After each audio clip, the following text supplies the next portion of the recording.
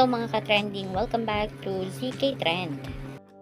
Pinag-uusapan nga ang FIBA date o double date ni Donnie at Belle o ang Don Bell at ni Kyle Echari at Andrea Brillantes o Kyle Brea noong nakaraang araw.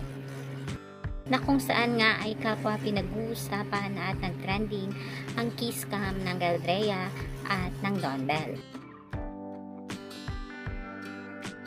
Makikita nga sa nasabing post na wala nga si Donnie sa unang laro nga ng naturang FIBA World Cup. Kaya naman ay nagsalita na nga itong si Kyle Echari kung bakit nga hindi nakasama si Donnie at tumagal pa sila ng second game.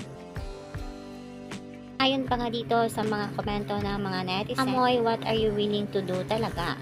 Mas kilig pa to know the both sides yung nag-e-effort tapos with supportive friends pa.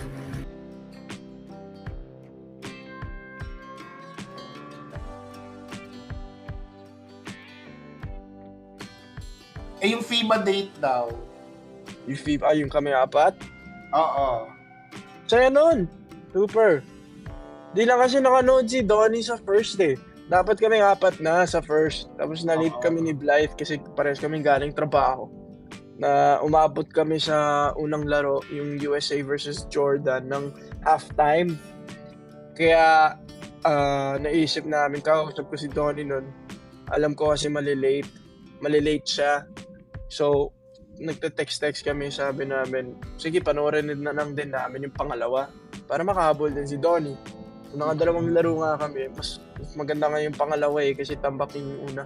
Pero yun, masaya nun.